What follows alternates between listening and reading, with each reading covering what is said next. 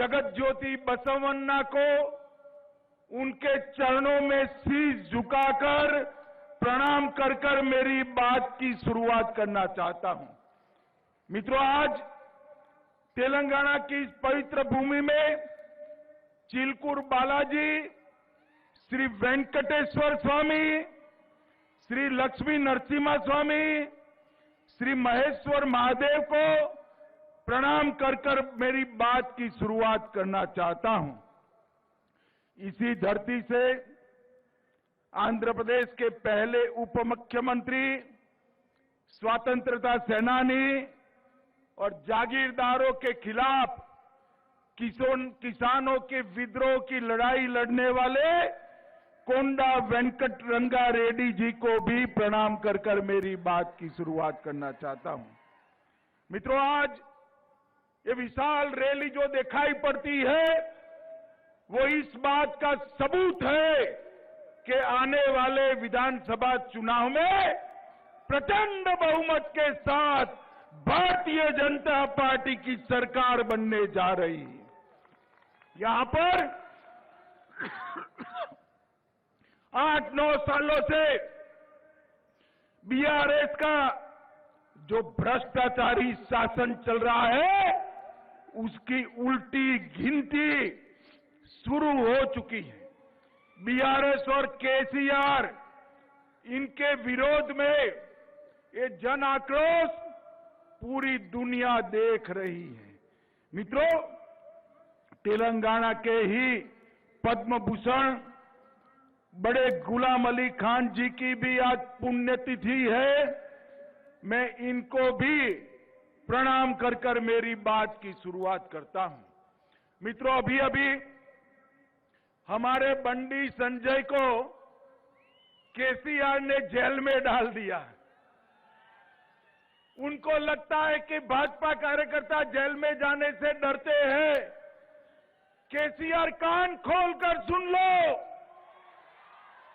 यहां एक एक कार्यकर्ता आपके अत्याचार और जुर्म सहने से डरता नहीं है। हमारी लड़ाई तब तक समाप्त नहीं होगी जब तक आपको गद्दी से नीचे नहीं उतार देते हैं।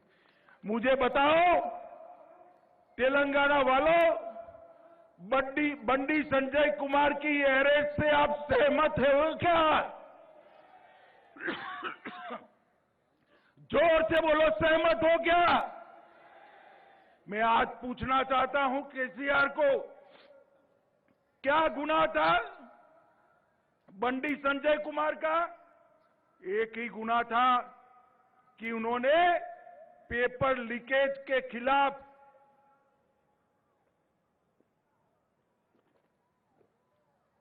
युवाओं के अधिकार के लिए आवाज उठाई। आपने बंडी संजय कुमार को जेल में डाल दिया, 24 घंटे भी नहीं रख पाए। 24 घंटे में कोर्ट ने बेल देकर रिहा कर दिया।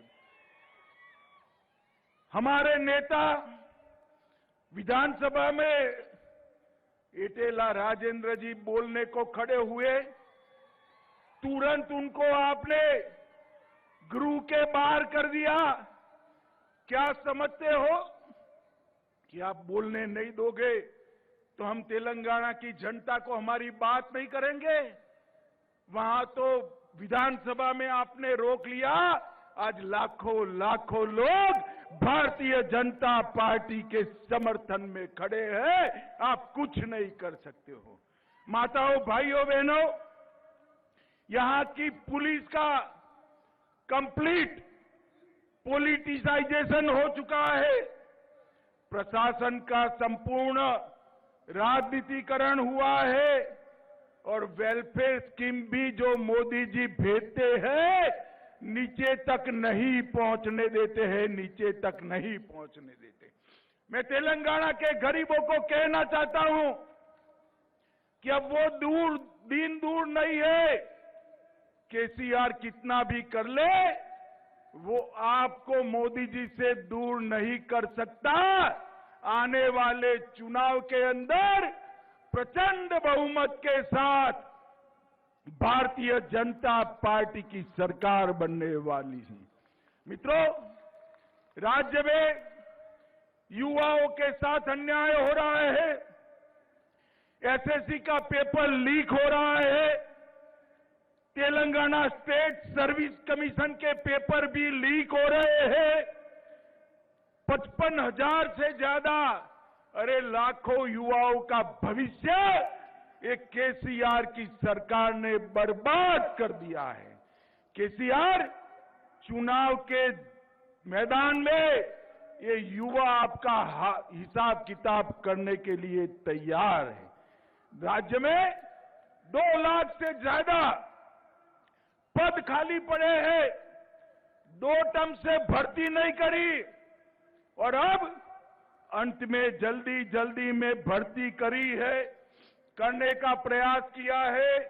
80,000 भर्तियों की घोषणा की, उसमें भी पेपर लीक कर युवाओं को बर्बाद करने का काम आपने किया है।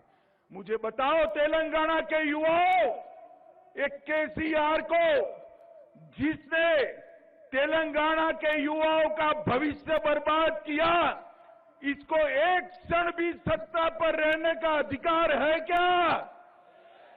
जोर से बोलो, है क्या? जो ठीक से एक भी परीक्षा नहीं कर सकता है, उसको सत्ता पर रहने का अधिकार नहीं। 9 साल में हजारों लाखों शिक्षकों की नियुक्ति नहीं की।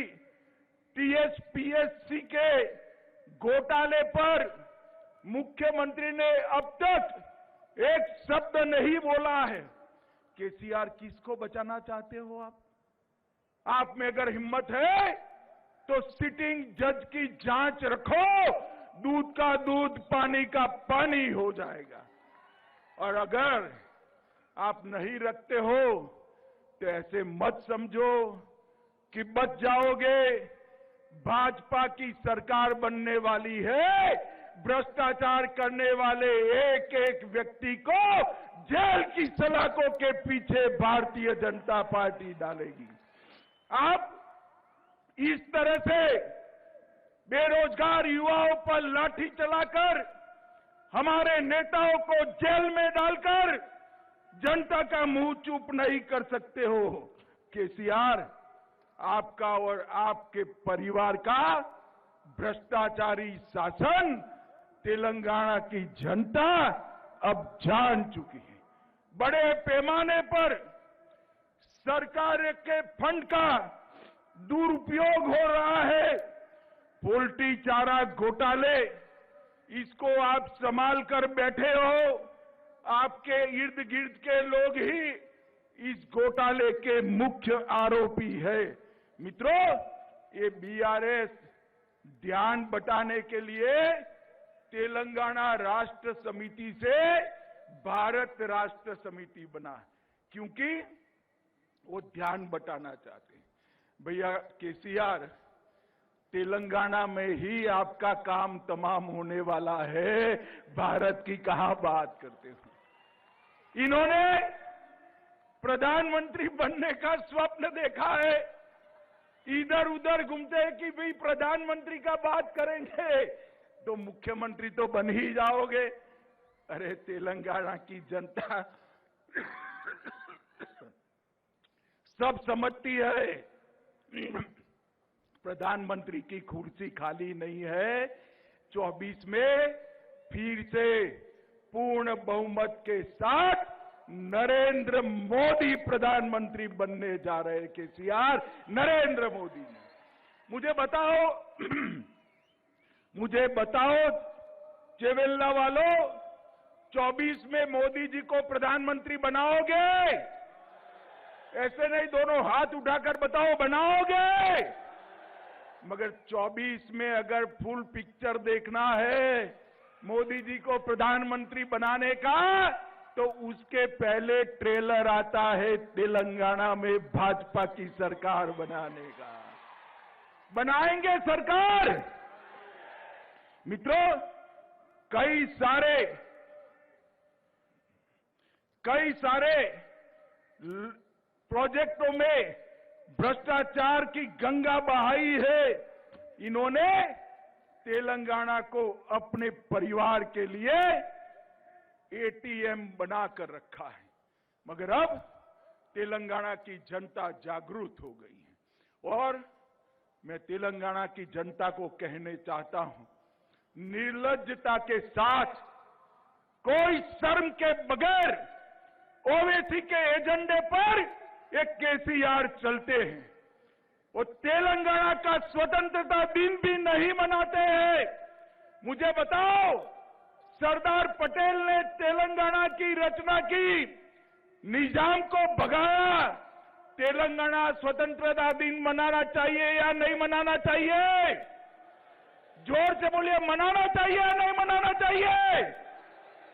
मैं आपको वादा करते जाता हूं, मोदी जी के नेतृत्व में भारतीय जनता पार्टी की सरकार बनाइए। हैदराबाद में परेड ग्राउंड में पूरी दुनिया देखे ऐसा तेलंगाना स्वतंत्रता दिन हम मनाएंगे। हम नहीं डरते हैं मजलिस से। मजलिस आपके लिए मजबूरी है, भारतीय जनता पार्टी के लिए नहीं। तेलंगाना सरकार तेलंगाना के लोगों के लिए चलेगी, ओवैसी के लिए नहीं चलेगी। मित्रों, 2 बेडरूम हॉल किचन की स्कीम में भी माइनॉरिटी का रिजर्वेशन किया, संविधान विरोधी मुस्लिम रिजर्वेशन शिक्षा में किया और कई सारी बातें की। मैं यहां कहकर जाता हूं, भारतीय जनता पार्टी की सरकार बनेगी तो एक गैर संवैधानिक मुस्लिम रिजर्वेशन को हम समाप्त कर देंगे। ये अधिकार तेलंगाना के एससी, एसटी और ओबीसी का है, वो अधिकार उनको मिलेगा और मुस्लिम रिजर्वेशन को हम समाप्त कर देंगे। मित्रों, बीआरएस का चुनाव चिन्ह क्या है भाई, बताओ तो जरा, क्या है? कार है, कार। ये कार का स्टीयरिंग किसके पास है? किसके पास है? किसके पास है? अब स्टीयरिंग मजलिस के पास है तो कार की दिशा अच्छी हो सकती है क्या? हो सकती है क्या? अरे कमल को वोट दीजिए भैया, कमल को वोट दीजिए। कमल पर बैठकर महालक्ष्मी, वैभव लक्ष्मी तेलंगाना में उतरेगी। ये कार का स्टीयरिंग, ये कार का स्टीयरिंग मजलिस के पास है, ओवैसी के पास है। वो तेलंगाना का भला नहीं कर सकती। ये नक्शा भी बनाते हैं भारत का तो उस पर कश्मीर आधा दौड़ते हैं। आधा कश्मीर बताकर आपने भारत का अपमान किया है। मजलिस को खुश करने के लिए इसका तेलंगाना की जनता आपसे जवाब मांगेगी। मित्रों, मोदी जी ने तेलंगाना के लिए ढेर सारा काम किया है। 8 साल में हाईवे की लेंथ 2 गुनी कर दी है। लगभग 1 लाख करोड़ रुपया तेलंगाना के हाईवे के लिए खर्च किया है। हमने यहां पर रैली के ठीक बगल में हैदराबाद बीजापुर हाईवे के लिए पैसा दिया था, मगर तेलंगाना ने, केसीआर ने भूमि अधिग्रहण नहीं करा। वो 5 साल लेट हो गए और जो केवल की जनता को जो फायदा मिलने वाला था वो नहीं मिला है। मित्रों, भारतीय जनता पार्टी की सरकार, मैं कांग्रेस वालों से और केसीआर से पूछना चाहता हूं कि जब हमारी सरकार बनी, केंद्र में मोदी जी आए, उसके पहले के बजट में तेलंगाना को क्या मिलता था? Tax revolution, grant in aid और फाइनेंस कमीशन की ग्रांट, तीनों मिलकर तेलंगाना को 30,000 करोड़ रुपया सिर्फ मिलता था। कितना मिलता था? सिर्फ 30,000 करोड़। और 22-23 में मोदी जी ने 30,000 करोड़ से बढ़ाकर 1,20,000 करोड़ रुपया तेलंगाना को दिया है। मगर ये पैसा आपके क्षेत्र में आता है क्या? आता है भाई? दिखाई पड़ता है? कहां जाता है? कहां जाता है? आप समझ रहे हो, ये भ्रष्टाचार की भेंट चल गया है। एक बार भारतीय जनता पार्टी की सरकार बना दो, मोदी जी 1 रुपया भेजेंगे, तेलंगाना सरकार 25 पैसा ऐड कर 1 रुपया 25 पैसा तेलंगाना की जनता के पास भेजेगी। तेलंगाना की जनता के पास भेजेगी। 3 सालों में कैपिटल इन्वेस्टमेंट स्कीम के तहत, ग्रामीण इंफ्रास्ट्रक्चर के तहत नाबार्ड द्वारा 16,000 करोड़ रुपया दिया है। रेलवे के तहत 31,000 करोड़ रुपया नए प्रोजेक्ट के लिए हमने दिया है। रामगुंडम फर्टिलाइजर प्लांट 6200 करोड़ रुपए की लागत से हमने बनाया है। Hyderabad multi modal transport system का विस्तार शंकरपल्ली से आगे बढ़ते हुए विकासाबाद तक करने का काम ये भारतीय जनता पार्टी की सरकार करी है। बोलारम, मेडचल और फलकनुमा उमदा नगर के बीच एमएमटीएस के दूसरे चरण का शुभारंभ हो चुका है। 13 नई एमएमटीएस सेवाओं का शुभारंभ हुआ है और अभी अभी मोदी जी ने जोर से तालियां बजाना कॉटन के किसानों के लिए तेलंगाना में मेगा टेक्सटाइल पार्क देने का काम हमारे नेता नरेंद्र मोदी जी ने किया है। माताओं, भाइयों, बहनों, मुझे आने में थोड़ी देर हुई, मैं फिर से आऊंगा, इनके वादों का हिसाब मांगूंगा। जितने भी वादे किए इन्होंने पूरे नहीं किए। और सबसे बड़ी बात, एक कोई सरकार तेलंगाना में ऐसी नहीं चल सकती जिसका स्टीयरिंग ओवैसी के पास है, मजलिस के पास है। हम यहां पर एक ऐसी सरकार बनाएंगे जो देश के विकास को, तेलंगाना के विकास को, आपके विकास को समर्पित हो। और मित्रों, मैं एक बार फिर से कहना चाहता हूं केसीआर को कि आप हमारे कार्यकर्ताओं को जेल में डालोगे, पुलिस से लाठियां पिटवाओगे, मगर भारतीय जनता पार्टी का कार्यकर्ता डरने वाला नहीं है। केसीआर, हम तो पैदा ही विरोध पक्ष में हुए हैं, हम आपसे नहीं डरते हैं। ये जुर्म करना बंद करो, जितना समय बचा है उतना समय जनता का भला करो।